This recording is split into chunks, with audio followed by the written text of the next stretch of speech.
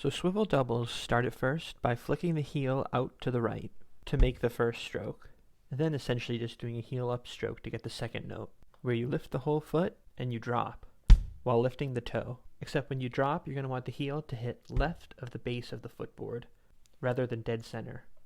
So you start by just kicking out to the right and then dropping to the left. Kick out and drop.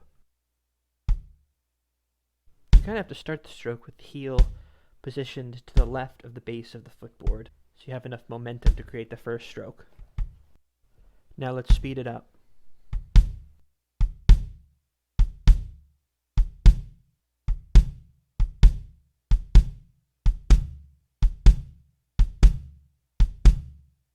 The faster you go, the less range of motion is going to be possible to make the strokes. Therefore, the slower you go, the bigger range of motion you're going to have to make to create both strokes.